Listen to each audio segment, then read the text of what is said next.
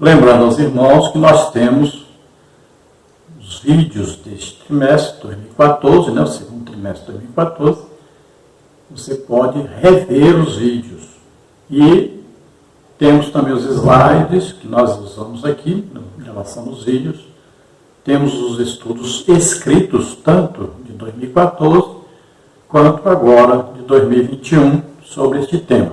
Vamos então ao subtópico 2, no Novo Testamento. O mesmo dicionário informa ainda que ao longo do Novo Testamento, a palavra dom aparece com diferentes significados que se relacionam ao verbo grego didomí. Este verbo representa o sentido ativo da palavra dar, em Filipenses 4,15. Na nova aliança, os dons de Deus estão disponíveis para que a igreja, em nome de Jesus, promova a libertação dos cativos, ministre a cura aos doentes e proclame a salvação do homem para a glória de Deus. O Novo Testamento também deixa claro que todos os crentes têm acesso direto a Deus através de Cristo Jesus e, por isso, podem receber os dons do Espírito. Então, os dons, eles são dados e são dados pelo Espírito Santo, no caso dos dons do Espírito Santo. No caso dos dons de Jesus Cristo, Efésios 4,11, aí são dados por Jesus, são pessoas dadas por Jesus à igreja. E no caso dos dons assistenciais, ou os dons de serviços, então são dados pelo Pai. Aqui no caso dos dons do Espírito Santo, veja bem, todos na igreja podem receber dons do Espírito Santo. E não é limitado. Não existe limitação de falar assim, você só pode ter um dom. Não. Se nós estudarmos a vida do apóstolo Paulo, por exemplo, nós vamos ver que todos os dons do Espírito Santo operavam através de Paulo. Então, um irmão só pode ter todos os dons? Pode. Desde que ele busque, se interesse, se entregue a Deus, dedique-se a muita oração, muito jejum, muito estudo da Bíblia. Quanto mais ele se entrega, mais ele é usado por Deus. Por isso que Jesus tinha o quê? Toda a plenitude. Porque ele era totalmente entregue a Deus. Dedicado a Deus. Vamos ver homens como Pedro, Estevão, Filipe, Paulo. Homens que foram usados por diversos dons do Espírito Santo. Quem escolhe é o Espírito Santo, quem ele vai usar. Então, se ninguém quer, tem um que quer, este vai receber muitos dons. É evidente. Quanto mais se usa, mais se recebe. Quanto mais se planta, mais se recebe. É assim que funciona. Então, por que nós sabemos que todos podem receber dons? Porque, olha bem, o apóstolo Paulo, por exemplo, em 1 Coríntios 14, versículo 31, diz, olha, porque todos podereis profetizar, uns depois dos outros, para que todos aprendam, todos sejam consolados. Olha aí, todos poderão profetizar, todos na igreja, todos podem ter dons. Agora existe, aí Paulo faz uma regulamentação no uso dos dons. Ele vai dizer um depois do outro, numa mesma reunião 2, no máximo 3. E ele está falando aqui do profetizar, do falar em línguas e a interpretação junto. Então ele está regulando, numa mesma reunião, 2 ou 3, que vão profetizar.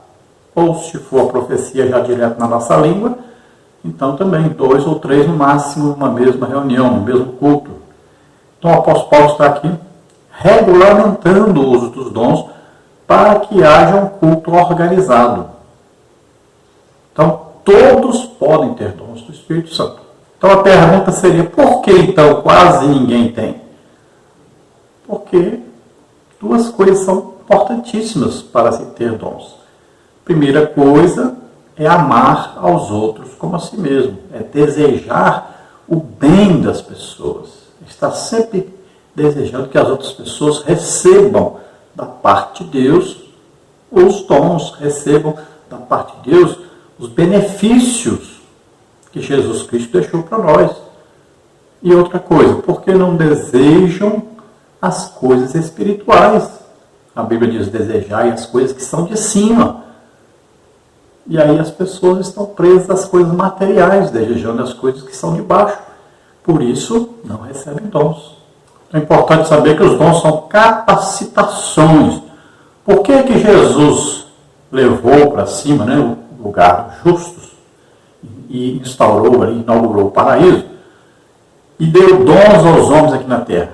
Porque para continuar o ministério de Jesus, os homens necessitariam de dons. Veja bem, Jesus, os dons ministeriais, ele tinha todos. Olha lá, ele ao mesmo tempo ele era um apóstolo, ele era um profeta, ele era um evangelista, ao mesmo tempo ele era pastor, ao mesmo tempo ele era mestre. Jesus tinha nele mesmo os 5 dons ministeriais. Jesus tinha os dons assistenciais, né, os de serviço, que vem do Pai. E Jesus tinha os 9 dons do Espírito Santo, todos funcionando em seu ministério. Se você olhar direitinho, estudar, você vai ver que Jesus era usado em todos os dons do Espírito Santo. Então, quando ele sobe, ele dá dons aos homens para continuar, porque a igreja é o corpo de Cristo na terra. Os homens precisam dos dons para que possam imitar a Cristo, para que possam fazer a mesma obra que Jesus fez aqui na terra. Os dons vão o quê? Ajudar as pessoas, vão fazer a igreja crescer, desenvolver, a igreja ser edificada, consolada, exortada, a igreja ser fortalecida para vencer as batalhas contra Satanás e seus demônios. Então, em tudo a igreja vai necessitar dos dons espirituais. Subtópico 3, uma dádiva para a igreja. A fim de sermos mais didáticos e eficientes no estudo a respeito dos dons, dividiríamos este assunto em 3 categorias principais: dons de serviço, dons espirituais e dons ministeriais. Esta divisão acompanha a classificação dos dons conforme se encontra nas epístolas paulinas aos Romanos, 1 Coríntios e Efésios, respectivamente.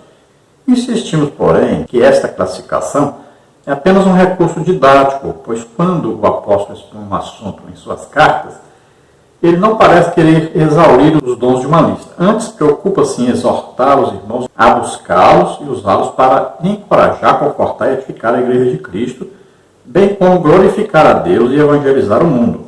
Então, como já falamos, os dons espirituais nós classificamos em 3 tipos para podermos estudar mais detalhadamente, né? E nós cremos sim que o apóstolo Paulo fez aí listagens, né, para fazer o quê? Um resumo de como esses dons existem, são dados e operam no meio da igreja.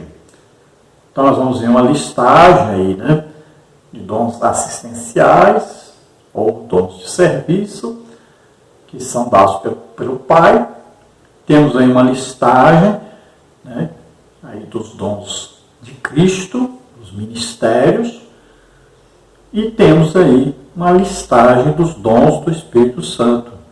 Então temos aí 3 listagens que a gente pode perceber claramente estudando a palavra de Deus. Você vê que eu coloquei aí direitinho, olha aí, dons assistenciais, Romanos 12, 6 e 8, 1 Coríntios 12, 28, né? Aí, ó, contribuição, serviço, ensino, exortação, liderança, misericórdia, ajuda, administração, socorros e governo. Depois coloquei aí também os dons do Espírito Santo, olha aí, que é 1 Coríntios 12, né? Então, os dons de revelação são aí palavra de sabedoria, palavra de conhecimento, discernimento de espíritos. Depois os dons de poder, que são a fé. Aí vem o dom de milagres ou maravilhas e vem os dons de curar. Depois, o terceiro grupo aí de dons, os dons de elocução ou dons de inspiração. Aí vem profecia, dom de variedade de línguas e dom de interpretação de línguas. E os dons ministeriais, que são os dons de Cristo, nós temos aí, ó, apóstolos, profetas, evangelistas, pastores e doutores, ou mestres. E aí Efésios 4, 11 e 12. Ainda tem até um motivo por que Jesus coloca, né, esses ministérios na igreja. Olha, para querendo o aperfeiçoamento dos santos para a obra do ministério, para a edificação do corpo de Cristo. Vamos então ao tópico 2 da nossa lição, lembrando aí a você, para que você dê aí um like, né, um joinha aí, para nos ajudar, e se inscreva no canal, para que você receba nossos vídeos quando a gente lançar. Também, se você deseja nos ajudar, nós estamos aí colocando para você, aí tem a conta nossa aí na Caixa Econômica, tem no Bradesco, tem no Banco Brasil. O Banco Brasil é o nome da minha esposa. Então, se você deseja nos ajudar, envie qualquer quantia em uma dessas contas. Se você deseja nos convidar para estarmos aí ministrando, né, nós temos recebido alguns dons do Espírito Santo e podemos ministrar a palavra de Deus e também os dons do Espírito Santo aí. Então, nos convide, entre em contato conosco. Meu telefone é o mesmo ainda, DDD 99 e o telefone 991520454. Também pode entrar em contato comigo pelo telefone da minha esposa, DDD 19, que eu moro em Americana agora, São Paulo, DDD 19 e o telefone 98448-2187. Meu e-mail, Henrique LHAS, que são as iniciais do meu nome, henriquelhas@hotmail.com. Vamos então ao tópico 2, os dons de serviço espirituais e ministeriais. Subtópico 1, dons relacionados ao serviço cristão. Em Romanos 12, o apóstolo Paulo admoesta a igreja, lembrando-a de que o membro do corpo de Cristo não pode se achar autossuficiente. Assim como o membro do corpo humano depende dos outros para exercer a sua função, na igreja necessitamos uns dos outros para o fortalecimento da nossa vida espiritual e comunhão em Cristo. Por isso, a categoria de dons apresentada em Romanos 12 traz a ideia da manutenção dessa comunhão dos santos, pois ao falarmos de serviços, subentende-se que quem serve está prestando um serviço para alguém. Observe os dons de serviço listados por Paulo em Romanos: ministério, ofício diaconal, exortação, encorajamento, repartir, presidir e exercer misericórdia. Note que esses dons estão relacionados com a ação em prol do outro, do próximo.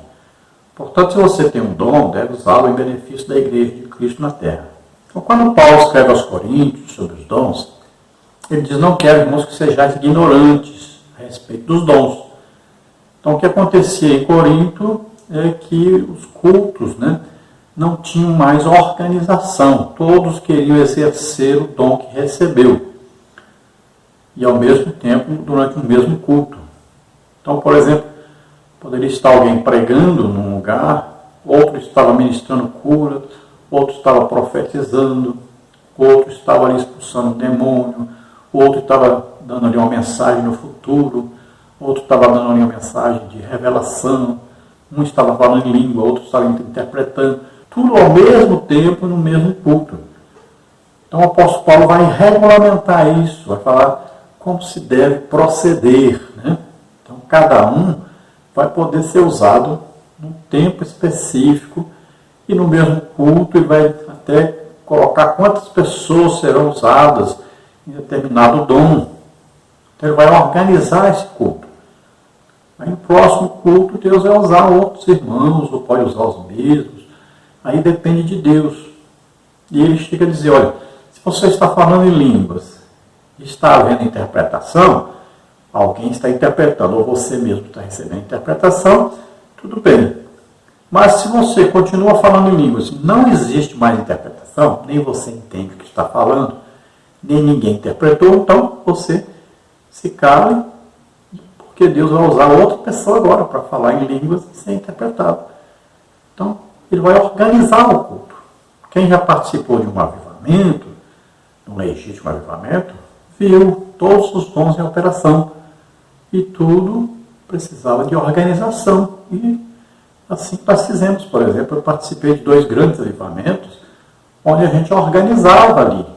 Os irmãos recebiam dons, vários irmãos receberam dons, e nós fomos organizando o uso desses dons. Um era usado, depois o outro, depois o outro. E assim que acontecia. E foi muito maravilhoso. Então, em Romanos, o apóstolo Paulo, ele está falando para a igreja sobre os dons. Então, ele vai explicar sobre os dons. E está falando aí, 1 Coríntios 12, ele fala sobre profecia, ele fala sobre línguas.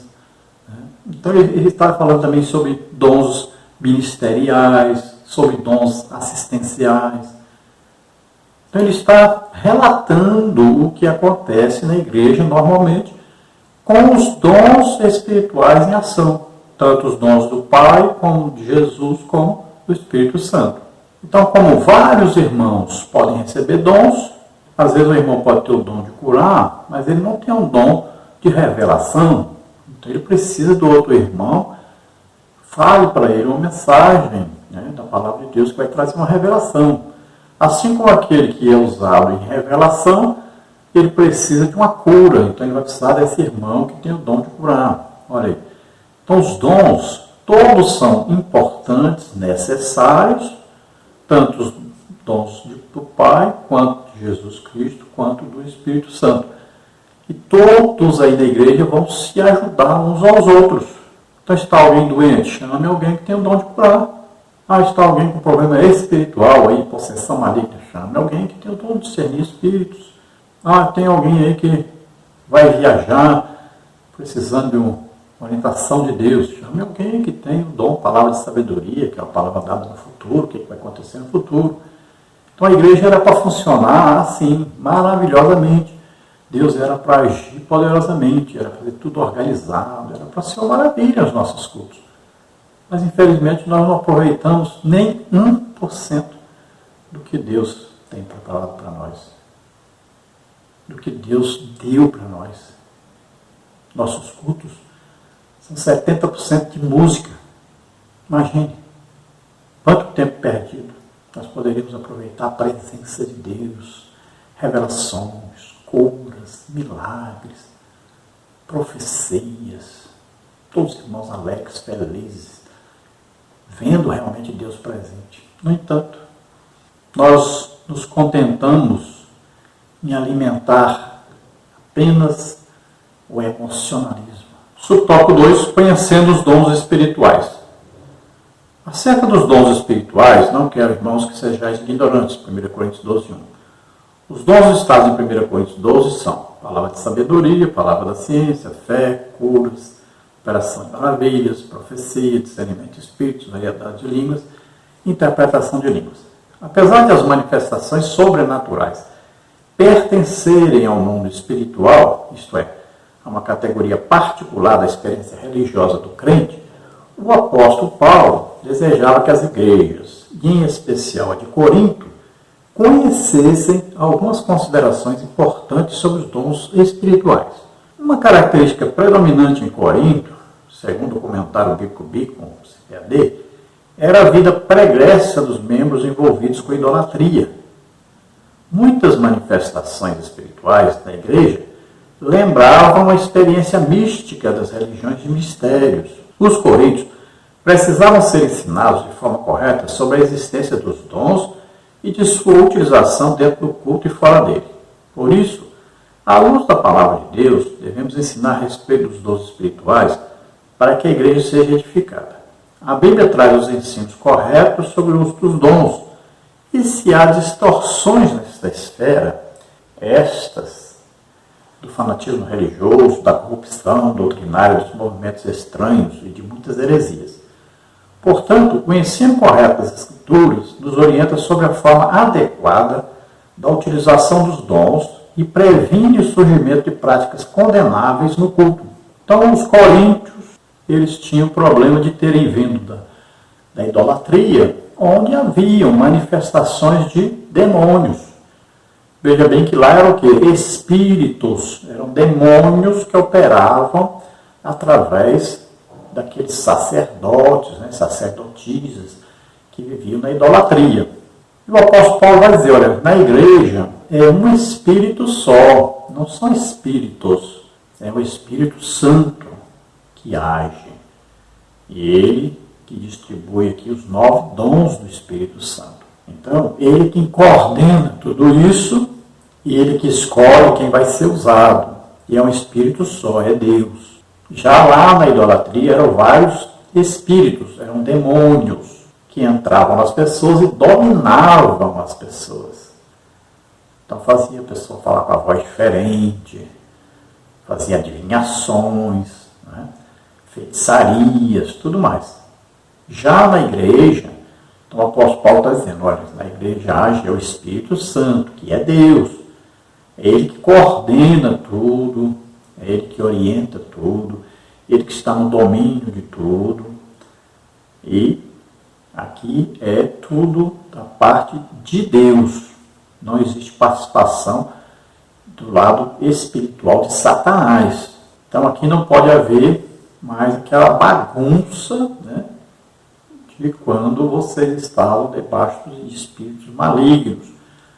Na igreja é tudo organizado, tudo feito para edificação, consolação, exortação na igreja. Então tudo feito com paz, com amor, visando sempre o bem comum. Lá existia então o quê? Quando os demônios operam, existe divisão, né? Formação de grupos. E os coríntios estavam pensando que era para ser daquela forma. Então o apóstolo Paulo vai dizer, olha, não pode haver mais isso. Aqui é corpo de Cristo, a igreja é um corpo só. Tem uma cabeça só que é Cristo, que está no comando do corpo. Então todos devem se amar, todos devem se ajudar, se respeitarem e fazerem a obra de Deus, todos pensando em ganhar almas. Paulo vai então dizer para eles que os dons espirituais são exatamente para o crescimento e desenvolvimento da igreja como um todo. Subtópico 3, acerca dos dons ministeriais. A Epístola de Paulo aos Efésios classifica os dons ministeriais assim: apóstolos, profetas, evangelistas, pastores e doutores. 4:11. Os propósitos que o Senhor concedeu à igreja, segundo a Bíblia de Estudo Pentecostal, são, em primeiro lugar, capacitar o povo de Deus para o serviço cristão. Em segundo, promover o crescimento da igreja local. Terceiro, desenvolver a vida espiritual dos discípulos de Jesus. 4:12-16. O Senhor deu à sua igreja ministros para servi-la com zelo e amor. 1 de Pedro 5, 2 e 3. O ensino do Novo Testamento acerca do exercício ministerial está ligado à concepção evangélica de serviço. Mateus 20, 20 a 28. João 13, de 1 a 11. Jamais a perspectiva centralizadora e sacerdotal do Antigo Testamento. Então agora falando sobre os dons ministeriais. O que é isso? São pessoas dadas por Jesus Cristo à igreja. Então ele escolhe essas pessoas e coloca na igreja. Quais são essas pessoas? Apóstolos, profetas, evangelistas, pastores e mestres. Todas essas pessoas são dadas à igreja. Veja bem, elas vão servir a igreja e elas serão capacitadas para exercerem o seu ministério na igreja. Elas são capacitadas com o quê? Com os dons espirituais. Então, esses ministros de Cristo são pessoas escolhidas por Jesus Cristo e colocadas na igreja, com a função, então, de coordenar todo o trabalho da igreja. Existem apóstolos? Evidente que sim, na igreja existem apóstolos. Existiram os primeiros apóstolos que andaram com Jesus, depois existiram os outros apóstolos que existem até hoje. Por exemplo, Barnabé foi apóstolo, Paulo foi apóstolo, Judas foi apóstolo, irmão de Jesus, né? Tiago, irmão de Jesus, foi apóstolo. Olha, já no segundo colegiado, já não é mais do primeiro colegiado. E depois deles, outros apóstolos vieram e continua existindo apóstolo. Aí vem profetas. Existiram profetas do Antigo Testamento que falaram a respeito da vinda de Jesus. Qual foi o último? João Batista. E depois de João Batista? Continuaram havendo profetas. Exemplo, Ágabo previu a grande seca, previu a prisão de Paulo, olha aí, profeta Silas, né? Então existiam outros profetas na igreja e continua havendo profetas na igreja hoje. Evangelistas, que são o quê? São os grandes pregadores de multidões que ganham milhares de almas. Sempre existiram na igreja, continuam existindo. Os pastores, existiram pastores na igreja e continuam existindo pastores nas igrejas, que coordenam todo o trabalho da igreja. Ele vai aí percebendo espiritualmente, sobrenaturalmente, quem tem os dons do Espírito Santo, que hora vai dar oportunidade para cada um ser usado, para que a igreja seja fortalecida, cresça. Ele vai escolhendo, vai dando funções, vai ajudando as pessoas a crescer o seu ministério e vai usando cada ministério em favor da igreja, do crescimento da igreja. E existem os mestres. Existiram na igreja os mestres e continuam existindo. Veja, na igreja de Antioquia, por exemplo, existia profetas, existiam mestres, estavam jejuando, estavam orando, né? Quando o apóstolo Paulo aí foi escolhido, junto com Barnabé, para fazer a obra missionária. E assim continuam havendo os mestres na igreja. Não quer dizer professor de escola bíblica dominical, mas é um ministério de mestre. É aquele que recebe revelações profundas da palavra de Deus, aquele que ensina um pouco diferente dos outros, né? Que traz um ensino sobrenatural. Então todos os ministérios são pessoas que trabalham para a igreja, estão a serviço da igreja. São pessoas dadas por Cristo à igreja, são ministérios. Às vezes nem é reconhecido como ministro uma pessoa que Jesus escolheu como ministro e colocou na igreja. Não tem um cargo, às vezes, um nome, nem um título, mas Deus colocou ali. Jesus escolheu aquela pessoa e colocou ele na igreja.